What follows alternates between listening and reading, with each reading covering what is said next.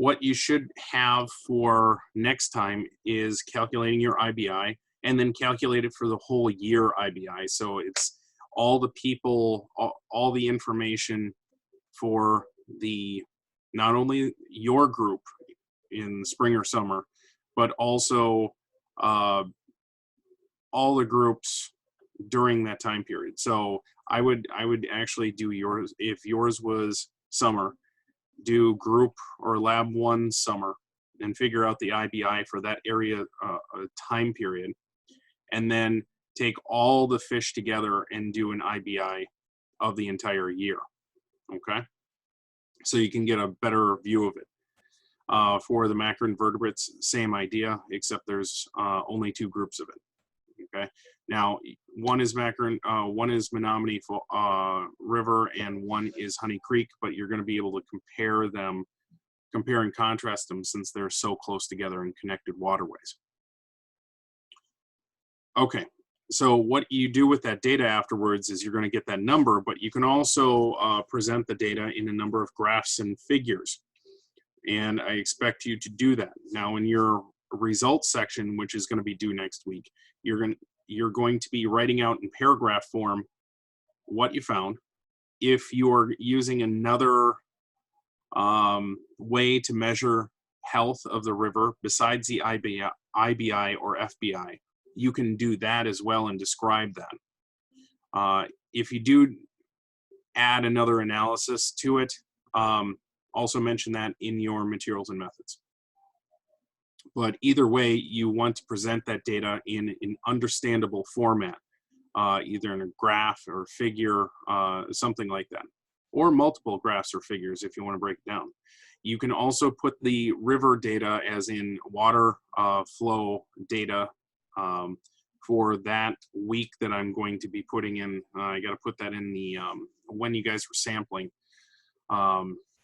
in there, so you can take a look at the USGS site and try to figure out the water volume data for that. I'm also going to be looking up and making sure there's chemical data for those sampling weeks, and if it's not, I will find it online and get it to you.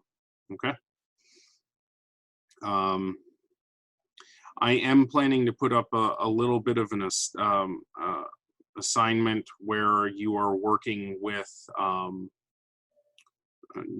just taking a look at and trying your hand at using a dichotomous key to identify the macroinvertebrates that I show a picture of to you. So I would keep an eye out for that in the URL section of the Health of the River. I'll send out an email about that.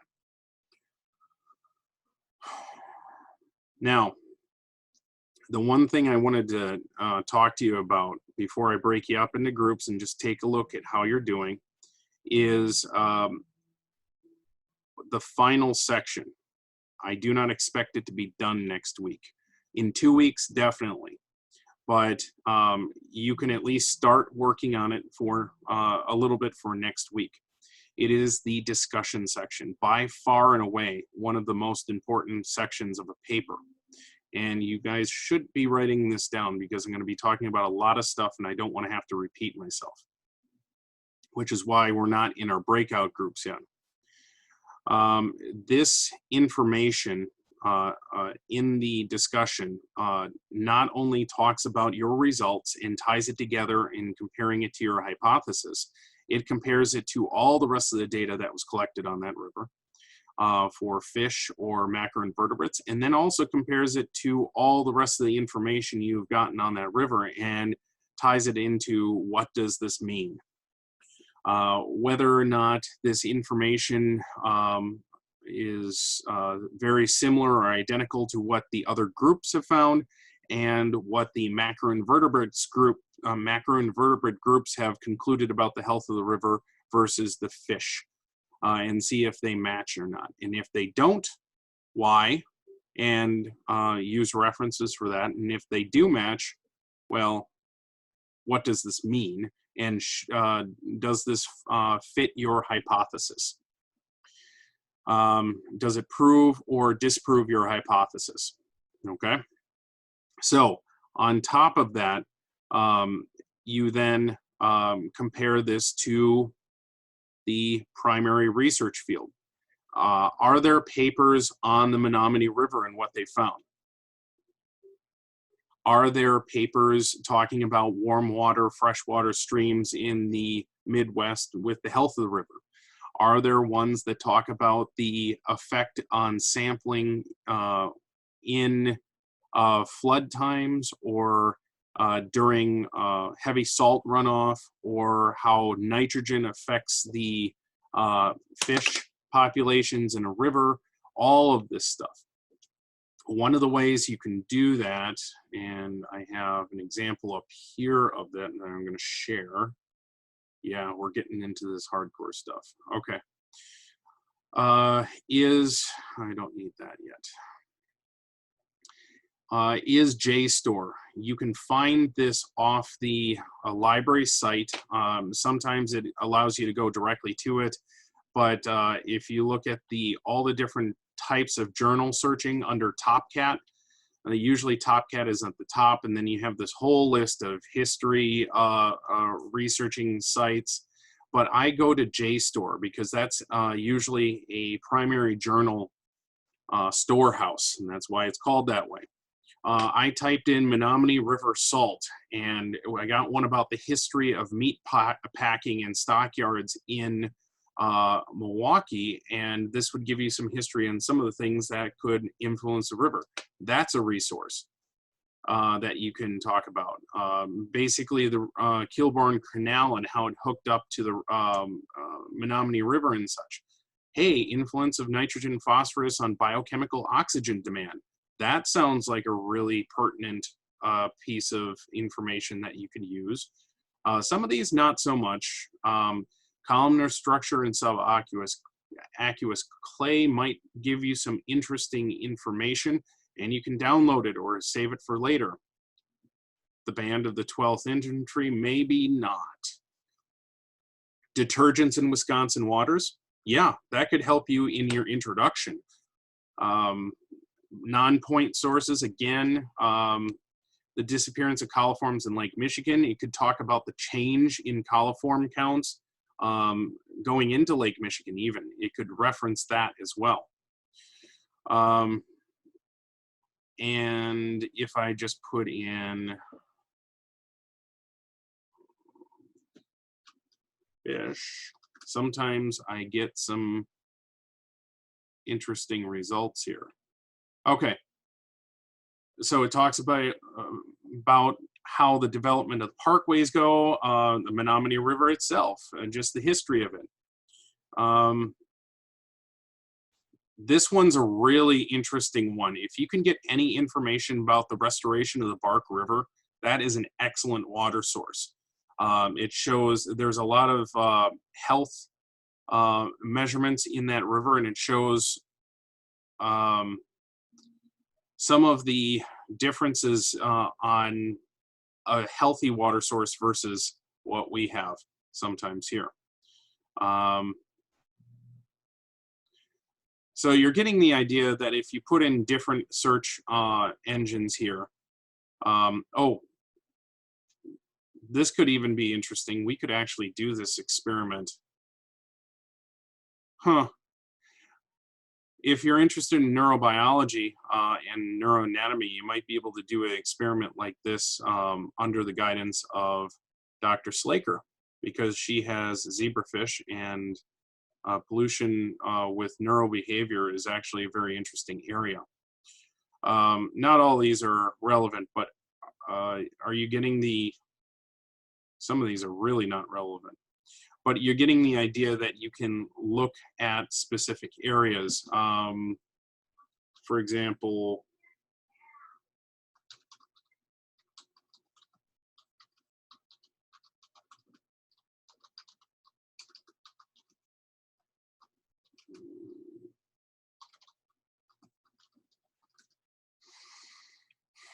this might be too specific. Nope.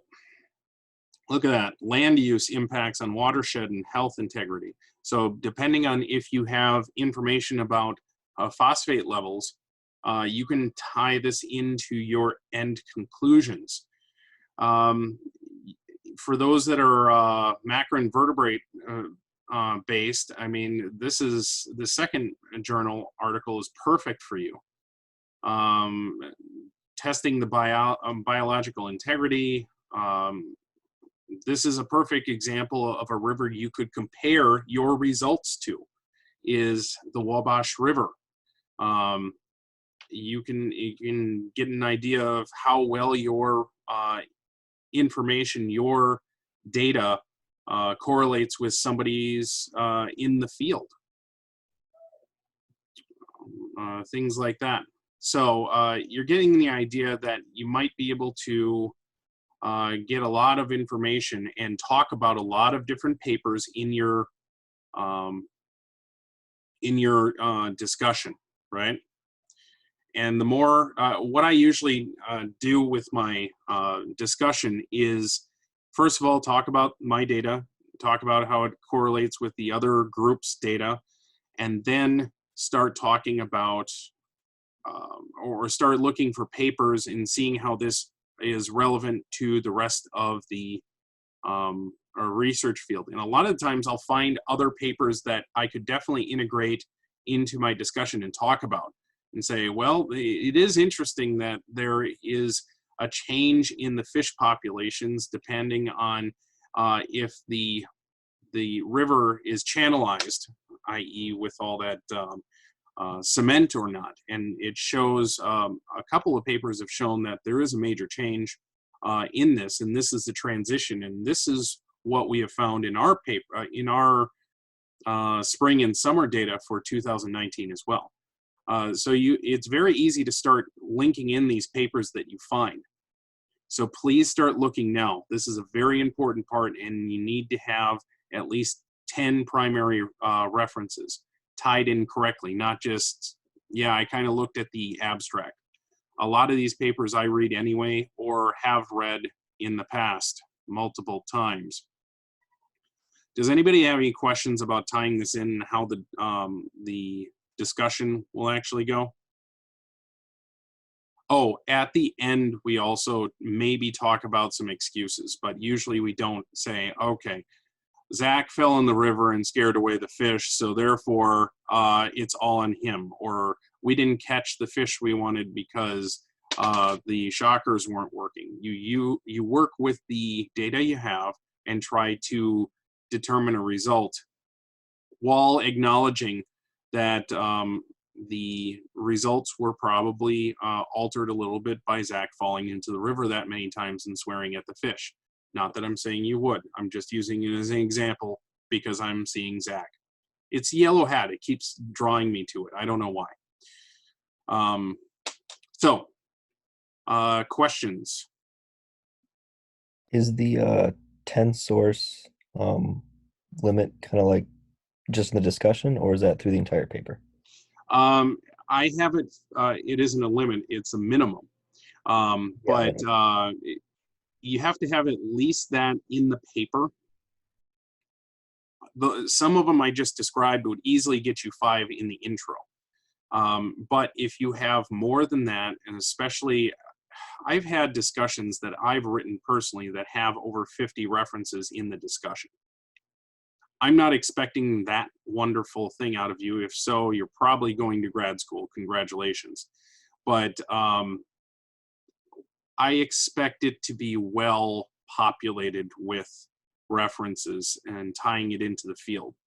Relevance, always relevance. And then some of your discussion could say, well, you know, we could also look at this area of research that other people have tied in their fish research to and reference things there. So future directions as well. Did I answer your question, Ben? I'm not sure if I did. Thank you. Okay. Okay. Yep. It was a good question. Other questions?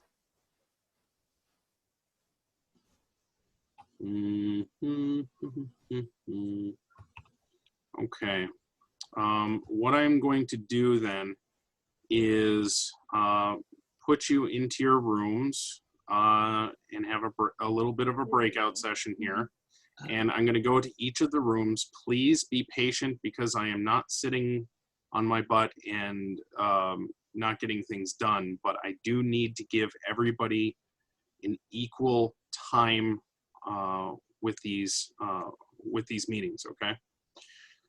I would encourage you to keep up with your